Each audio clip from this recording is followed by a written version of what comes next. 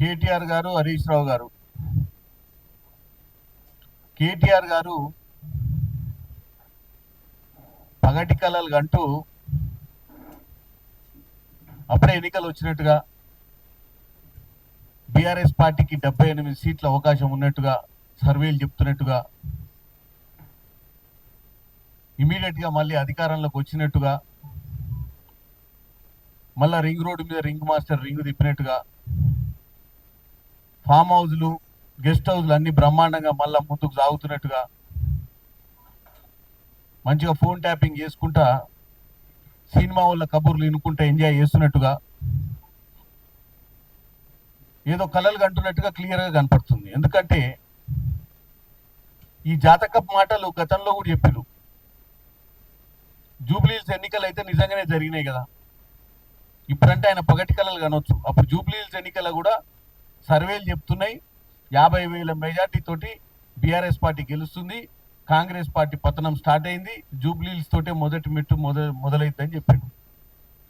ఏమైంది? జూబ్లీహిల్స్ ఎన్నికలల్లా జాతకాలు తారుమారైనాయి.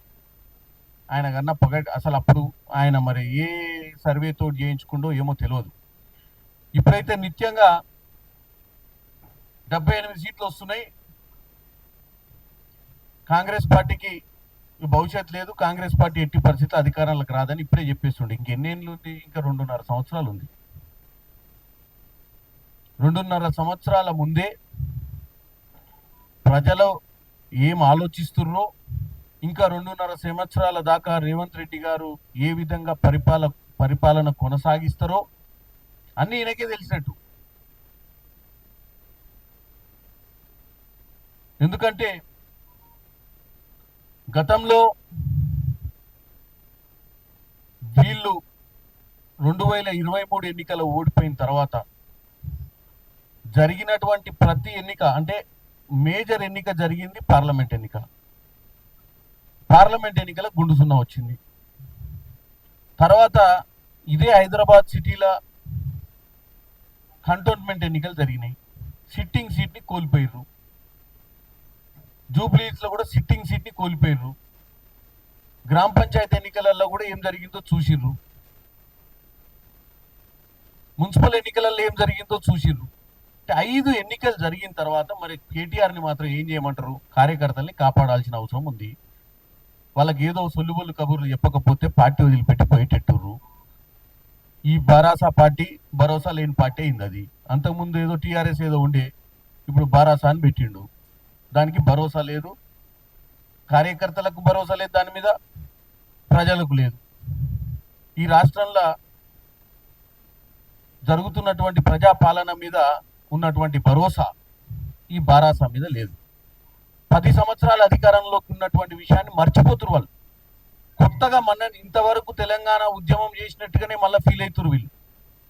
తెలంగాణ ఉద్యమ సమయంలో వాళ్ళ నాయన కేసీఆర్ చెప్పిన ముచ్చట ఈయన చెప్పి మళ్ళీ అధికారంలోకి రావాలని చూస్తుండు. కానీ వాళ్ళు మర్చిపోయింది ఏంటంటే, ఈ తెలంగాణ ఉద్యమ సమయంలో మీరు చెప్పిన మాటలు నిజంగానే ప్రజలు విన్నారు. ఏమిన్నారు మీరు? అప్పుడు మీ నాయన చెప్పిన మాటలు బ్రహ్మాండంగా ఉండే. నాకు ముఖ్యమంత్రి పదవి వద్దు, నా పిల్లలు అమెరికాలో చదువుకుంటుర్రు, నా బిడ్డ అమెరికాలో ఉంది, నాకు అసలు ఆశ లేదు రాజకీయాల మీద, నా కోరికల్లా తెలంగాణ తేవడమే, ఒక దళితుని ముఖ్యమంత్రి చేస్తా అన్న విషయం బాగా నచ్చింది అప్పట్లో. తర్వాత నేను కానీ ఎవరు కానీ మా కుటుంబంలో ఏ అధికారంలోకి అది ఏ పోస్ట్ కూడా తీసుకోమని చెప్పడం జరిగింది. తర్వాత ఏమైంది? అధికారంలోకి వచ్చినాక ఏం చేసింది చెప్పండి మీరు? నీళ్లు నిధులు నియామకాల నినాదం కోసమే కదా మనం పోరాటం చేసింది.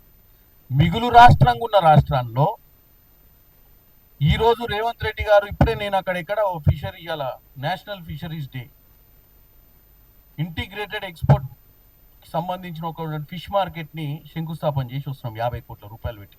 దాని ఎదురుగానే మొన్ననే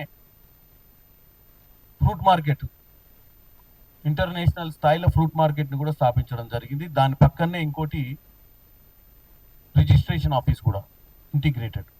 మరి ఇవన్నీ కూడా మనం గత 10 సంవత్సరాలల్లో మిగులు రాష్ట్రాల్లో ఉన్నప్పుడు ఎందుకు చేసుకోలేకపోయినామో ఒకసారి ఆలోచించాలి కేటీఆర్ గారు. మీరు చెప్పే ముచ్చట దేనికోసం మీరు మీ గురించి ప్రజలు నిజంగానే అన్నం తినకుండా మీరు అధికారంలోకి రావాలని కోరుకుంటారు చెప్పండి. రోజు పాపం రోజు టీవీ చూస్తున్నట్టు ఎప్పుడు మా కేటీఆర్ వస్తాడు, ఎప్పుడు మళ్ళీ ప్రమాణ స్వీకారం చేస్తాడని ఆ ఫీలింగ్ నీకు ఎందుకు వస్తుందో మాకు అర్థం కావట్లేదు. నువ్వు పగటి కళలు కానీ నువ్వు మధ్యాహ్నం పూట ఏం చేతగా అటు ఇటు కాక ఓ రోజు ఏమో పులికేసి వేషం వేసి ఓ మీటింగ్ పెడతావు, ఓ చౌరస్తలా ఓ రోజు ప్రెస్ మీట్ పెడతావు, ఓ రోజు తొయ్యక పండుకొని కలగంటావు.